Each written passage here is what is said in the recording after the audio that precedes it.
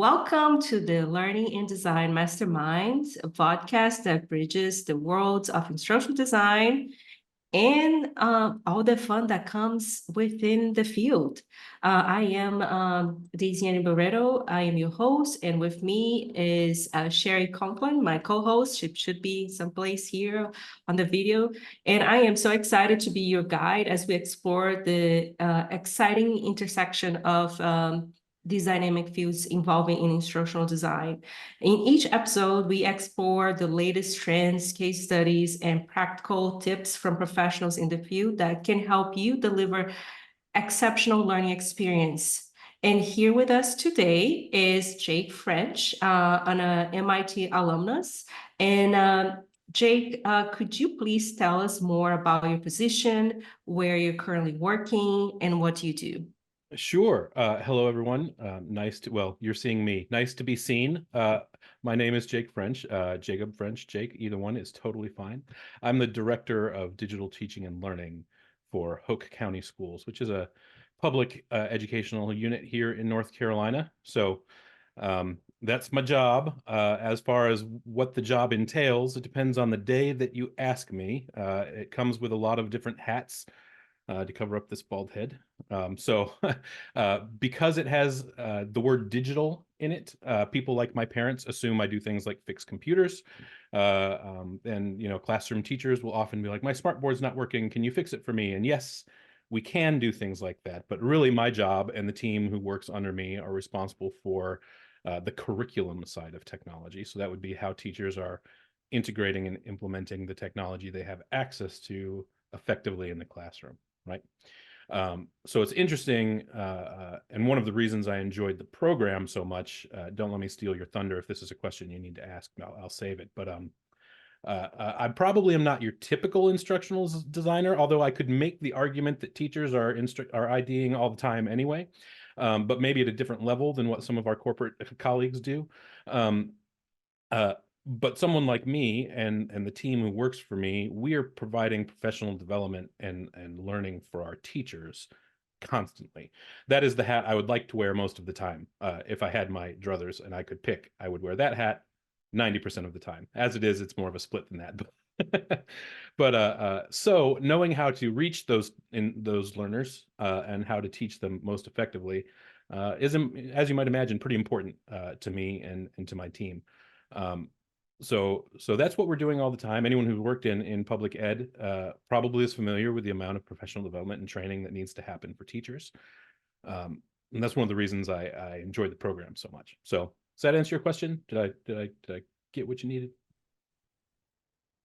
Absolutely. And I appreciate you also sharing more about this confusion of what instructional designers do, because it is always that question, right? What is it that we do? And especially when you start talking about the hat that you definitely wanted to wear most often, which is that professional development for teachers. Can you talk more about, what are some maybe excitement projects, that you have worked on, and some of the challenges that you may have faced in designing some of these projects, especially in this area that you love so much? Sure.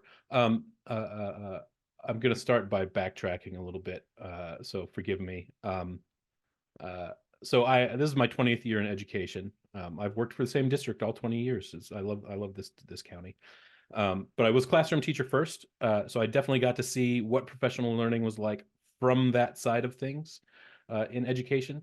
And again, I don't know how much of the audience out there has been in education. So if you haven't been, I will tell you that it can be tedious, the training that you go through.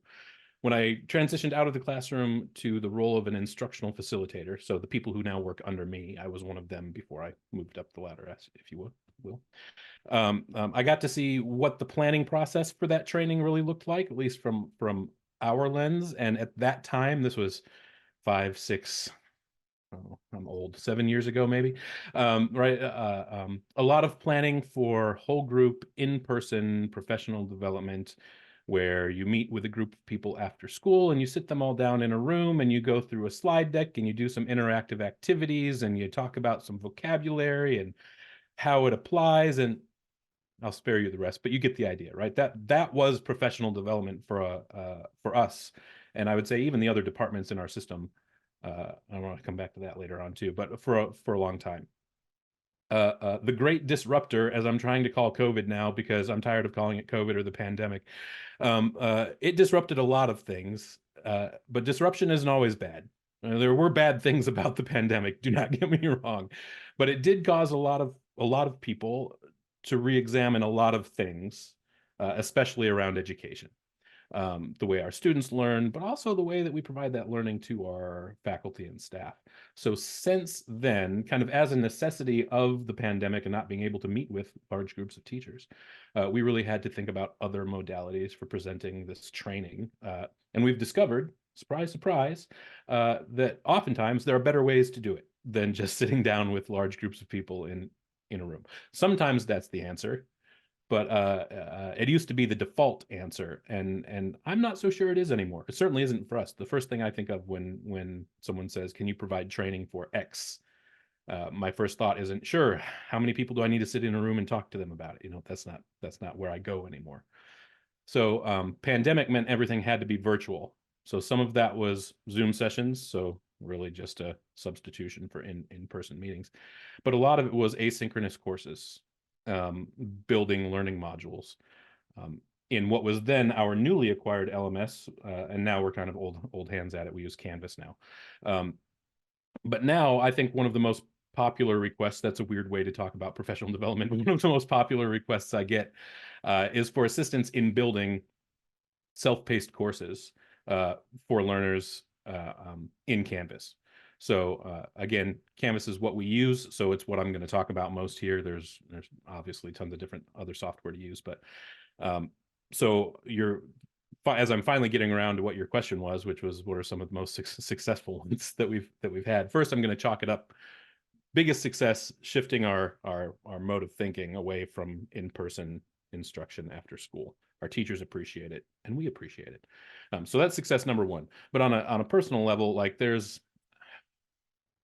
okay, train of thought is going to take a brief sidetrack around to the side, right? So one of the biggest frustrations we hear from teachers in our district is about multiple, sometimes conflicting messages coming from different departments when they're trying to coach their teachers, right?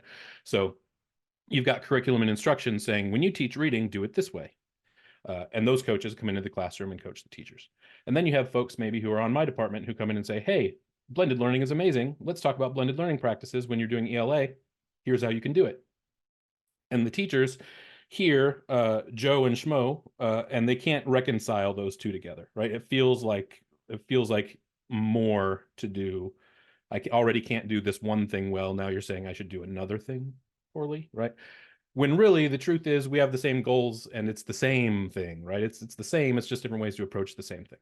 So one of the conversations that I was able to get started a couple years ago with curriculum and instruction was the need for a unified framework, an instructional framework for our teachers, where all of the subsystems, all of the departments in the school system have input. There is a framework for teachers. It has everything in it. So when I go into the classroom and when John goes into the classroom, we're using the same language, talking about the same thing with the same goals, and the teachers aren't hearing conflicting messages. We knew they weren't conflicting anyway, but now it's presented better, right? So we developed these frameworks first, but you can't just hand someone a framework, instructional coach, teacher, anyone, without them knowing about it and being trained on it. So the next step was developing the training for the instructional coaches to learn about the framework. Does that make sense? Like I've used the word framework in training a lot, so I want to make sure my pronouns aren't getting jumbled.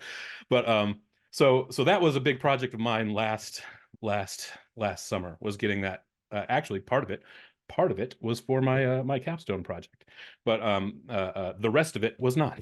But we finally put the button on it. It's great, but it's most successful because when Mary Beth comes into the room right next to Suzanne, and Suzanne knows this part already, she doesn't have to sit through 45 minutes of training from me. Even though she knows about it, she can self-pace her way through it. She can show competency by turning in the assignment at the end without even worrying about going through the content if she's confident. If she's competent, I don't care whether she read the page. If she knows it, that's what matters to me, right? So show me that you know it and you're good to go. So that course and that kind of method of building training for folks is the most successful that we've had. So that's an That's example. yeah, thank you, Jake, for sharing that example. I think like this is really nice and neat, as you said, and especially with the fact that we know that teachers are sometimes so overworked, and overwhelmed with everything, and providing them this self-paced, that flexibility that they can go through the training at their own time. And it seems that research keep talking about like, that this is the best method, and especially right after COVID, that teachers are preferring. And it's good that you sharing like, that has been a successful experience for you. What about maybe some projects that you have faced some challenges, and how did you overcome that? Because I think like that's the other thing too that a lot of people want to know is like, are all the projects sailing smoothly through, or You are heard me say I there worked for a public school system, right? exactly. um, So where yeah, do you put the life jacket? sure. Yeah, I mean it's not all sunshine and puppies, right? There's challenges for sure. Um, I think the biggest hurdle to overcome here in our school system, and probably anywhere that is a larger uh, organization with multiple moving parts, right? And back and hitting on that systems mentality, right? Is I can I can build a framework in a course. I know how to do that, but I don't know all of the content you want me to build that course in. So if you say, build this course for me, there's only so much I can do without some collaboration. And collaboration is difficult if the other people at the table aren't able to. I don't want to say unwilling, because no one's really unwilling, but people are busy. And that can be a real challenge. So one of the things our district is attempting to secure is the are you familiar with COSN, the organization COSN at all? COSN. I'm going to blank on what the acronym stands for. I should know it, but it awards several different certifications. One of them is the Trusted Learning Environment seal, right? Basically, it's a certification that you can show to your stakeholders that says we protect and value student data and their privacy and its privacy, right? There's a lot of things you need to do to get that certification. It's a giant process. One of the things that needs to be done is there needs to be training for teachers, everyone, somewhere, provided annually. Think of it as compliance stuff. Like you have to do bloodborne pathogens training every year, so you would have to do like PII and student data training, that kind of thing, right?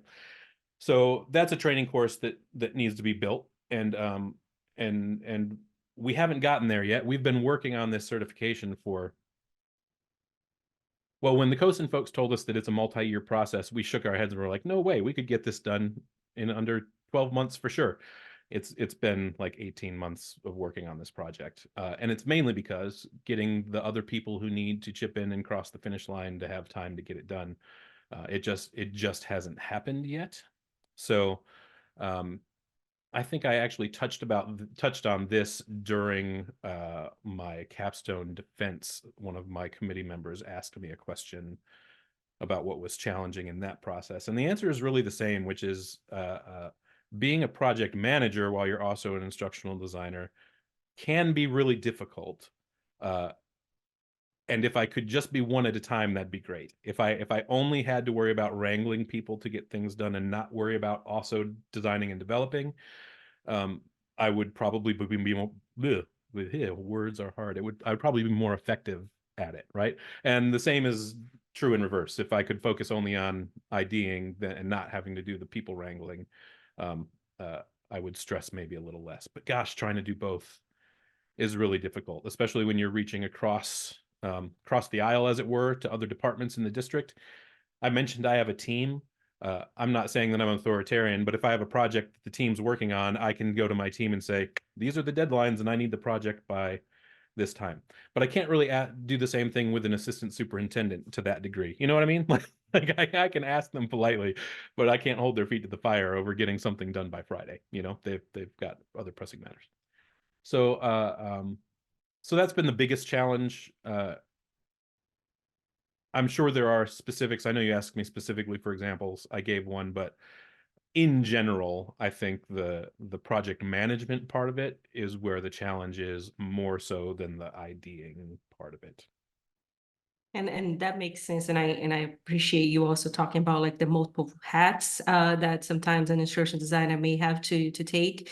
I am working on a project right now that I am the subject matter expert, but also the design, the developer. And I think like it can be hard to where do you put your efforts in in your time when you have to be multitasking, being putting a hat on. It's like, okay, I'm the subject matter expert, now I am the designer, now I'm the developer, and then it can be challenging, as you mentioned, and especially as we're talking about like this process of design development, managing. Can you talk about what are maybe some key components that you see or that you envision for a successful production process?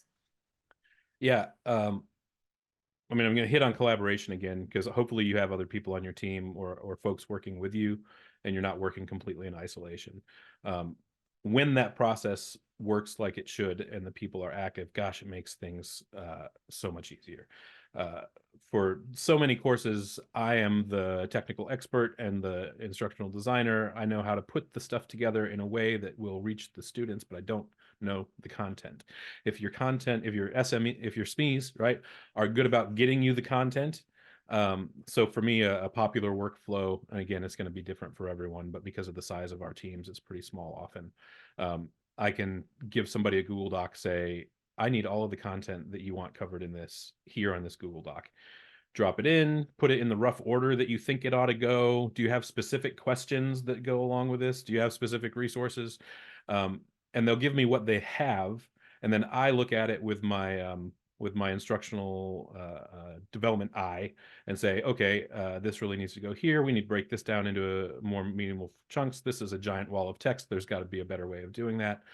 We need a video here. Gosh, it'd be nice if we had a graphic or something interactive. Like that's, I can power through a module.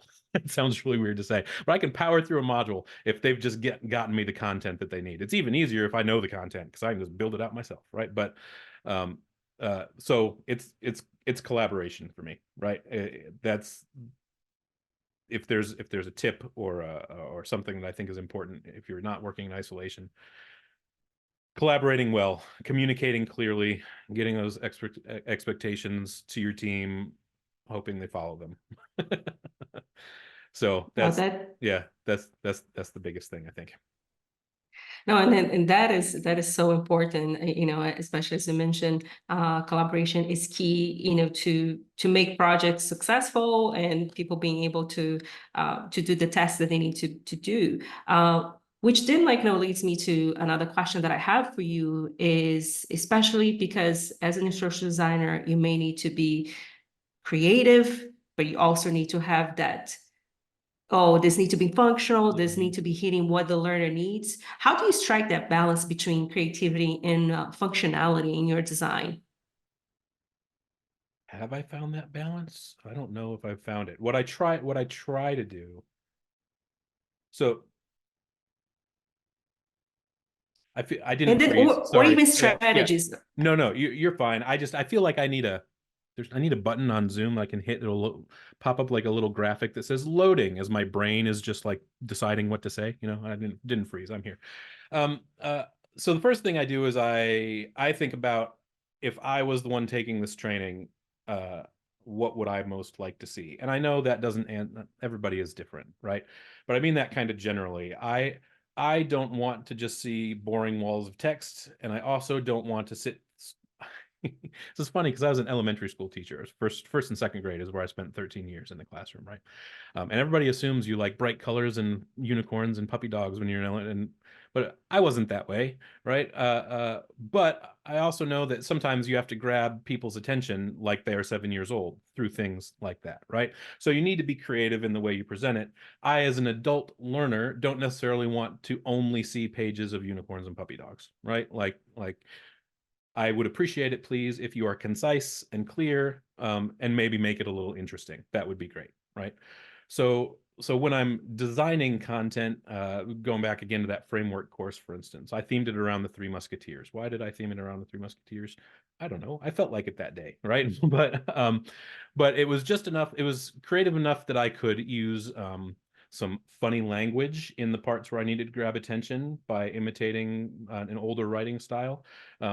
Get people to be like, oh, that's kind of witty. Okay, I'll be interested to read on. I could make it graphically interesting and creative, having a theme and not just putting an explosion of information on the page and beyond just a color theme. For me, I think whatever the theme is, there should be a theme beyond just the instructional theme. Is that how many times can I use theme in a sentence? But you get what I'm saying. I see the heads nodding, so I'm going to assume you know what I mean. And then not making it overly fluffy through the middle. So like I tend to put the kitsch, if you will, something kitschy maybe at the beginning and at the end to wrap it up. Maybe a few sprinkles of kitsch and cute and creative through the middle. But creativity as it applies to the actual information is more about the engagement and the kind of activities that you're building out for them, in my opinion, than it is about the cute. So I try to keep the activities varied. I don't want to give them just quizzes after quizzes. So we'll give them we'll give them a video to watch. Canvas, our Canvas platform has, I don't know if you're familiar with Canvas Studio, but it is Canvas's version of Edpuzzle, basically, right? So you can pause videos for questions and things along the way. So mixing that in, making graphics that clearly show what you're trying to show, and also sometimes giving them something to read, because it doesn't all need to be videos and stuff. It can be stuff to read too. But I think it's that variation. It's about engagement, right? So we know our folks are going to learn if they're engaged. So your creativity should be boosting engagement. Maybe it's cute stuff to get them hooked, and then it's variation to keep them engaged. That's how I try to strike the balance. I think it's an ongoing effort.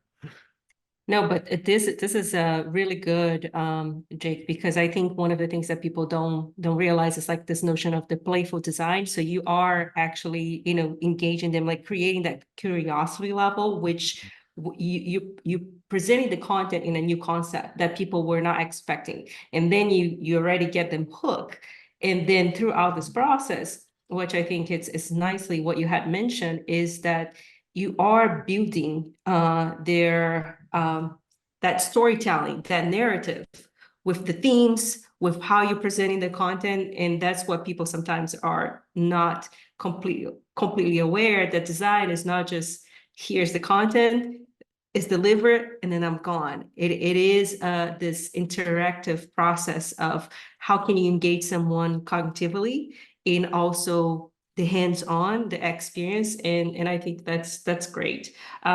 Which then is going to lead me to kind of maybe my last question. I don't know, we might be like out of time, but what are some of the emerging technologies that you see having a significant impact in the future? And what would you say for teachers to prepare for them? I was hoping you were going to ask this question. It probably won't surprise you to hear me say AI. If the conversations at the collegiate level are anything like they are in the K-12 space, you're probably tired of hearing of it. I'm not tired of it. I'm tired of people's misunderstanding. So first of all, when people are talking about AI right now, they're talking about the large language models. You and I, and hopefully the people watching this, know that AI has been in our lives meaningfully for a long time already. But this large language model and kind of their prevalence in the zeitgeist right now is taking over everyone's, it's all anyone can talk about is Chat GPT and Bing and did you see and have you heard. What's interesting to me, I want to talk about it I want to talk it as educational viewpoint first, and then I think I have an opinion on it in instructional design too. But in education, the battle for us is going to be we need to focus our message on the benefits and stop fear mongering. And not everybody is fear mongering, but it is one of the, well, fight or flight, as they say, right? I'm either going to ignore it, flight, or I'm going to be afraid of it and talk about why we shouldn't use it. There's the fight part of it, right? So just like any major technological innovation, I think there are going to be ways that enterprising people are going to find ways to use it in not great ways. But there are ways that you can use it, teachers especially, in education, to save yourself time. And that's the biggest thing for me, is the time savings are enormous, enormous. So so that's kind of my loose overview of the educational viewpoint. I was thinking about this the other day after you sent me a list of potential questions, and I was thinking about what it could mean for the ID profession, because I mean, large language models specifically, right, are AI that's trained on a subset of information. So ChatGPT is trained on the internet, quote unquote, right? But you can build your own large language model, build your own AI, if you will, on your own set of information. So I think about how useful something like that would be for an organization or an ID or an industry or whatever, to take all of the training that has been built and vetted already, train an AI model on that training, and have your own virtual assistant, right? And you see companies building virtual assistants. You know, Adobe's got one. A whole bunch of lots of time they use it for front facing, like tech support. Before you get to a person, first talk to Google's, what do they call it now? Gemini, right? Or whatever. But gosh, think about if Hoke County Schools could build an AI trained on the instructional design or the instructional coaching that our academic coaches have put out for their teachers. So when a teacher needs assistance with something, they could talk to an AI model, or an employee who missed the training on building the sprockets can talk to a training program that can guide them through building the sprockets at a level that they understand and are at. Like, that's exciting to me. I don't know how to do it myself. That's one of those things I'm gonna try and figure out. But I think the potential impact is interesting. So I look forward to seeing where it goes in applications like that. What about you? Have you guys talked about AI as far as ID stuff goes? Like, what are your thoughts? I should know what your thoughts are.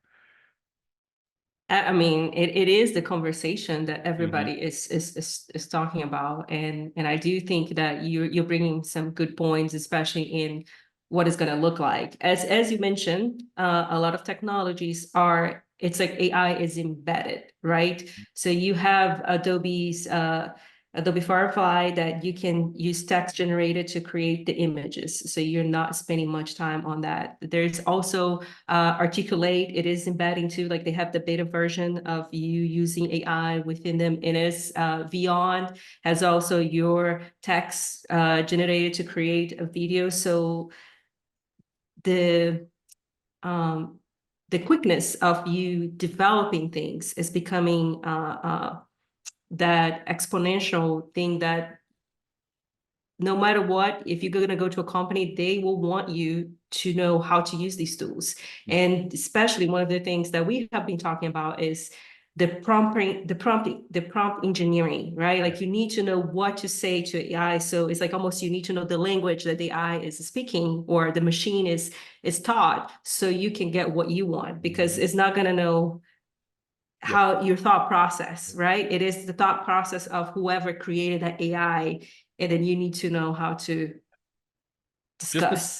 the speed at which things like this come up. I mean, I just graduated from the program in December, and I don't remember any of our courses talking about AI beyond maybe like an instructor maybe mentioned it because it was becoming popular at the time, right? But like, there wasn't you guys, surely you must be talking about how you're gonna put it into coursework and start talking about it with students and things, right?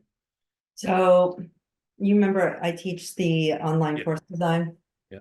I'm actually, nobody can attend because it's during the day, but I've done a session and recorded and sent it out on, how to use the AI. And it's okay to use AI for collaborating and brainstorming and coming up with your goals and your objectives, coming up with some of your assessments and how to do that, because you still have to refine it. AI doesn't know the audience the way an instructional designer, it's not doing that learner analysis yet. Yeah, right. But how can we use AI to develop lesson plans, or and make our time more efficient? So It's just beyond even just bringing it into the classroom, but teaching the students how to effectively collaborate with AI to get the desired output. Yeah, it's all about that time savings for me when you're talking about using it in the educational setting. But I didn't mean to steer us down an AI rabbit hole, but I could just talk about it constantly. It's so cool. It's no, exactly. I think like that's the thing. It's like, there is a lot of potential that people are afraid. There's a resistance. And I think like this is with any technology, as we may know. Remember when televisions were coming to education, people were resistant of technology. Yep. Yep. And then there came computers. It was also the resistance. So it's this has Remember We're very early on that adoption curve, very, very early still, even though it seems like it's all the conversation. Like we haven't crested yet. So no, and then I'm just gonna wrap this up here because Yes, we're going a little longer. But I was gonna say I will never forget one of my classes when I was in grad school that they were talking about how people envision technology or a classroom in the future, and it is still the same way. It's just because in education we do have so much resistance for the new thing and what that's gonna look like that we don't want to adopt, right? So I like that you have been discussing about this disruptiveness, that we sometimes need to be, is a good, not always is a bad thing. Sometimes it can be a good thing. And I think we need to be able to embrace it, embrace the positives, embrace the challenges, because this is the nature of it. Yeah. Yeah.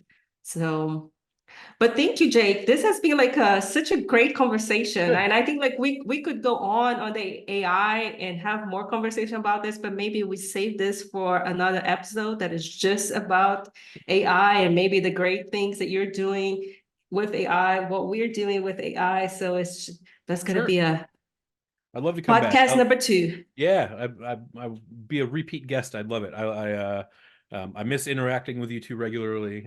So thank you for having me on. It's good to see your faces and hear your voices. It's great to see you. Same. Yeah, no, it's a pleasure. So thank you so much. And thank you for those watching this podcast or listening to. So we appreciate you, and stay tuned for more podcast episodes to come. Thank you.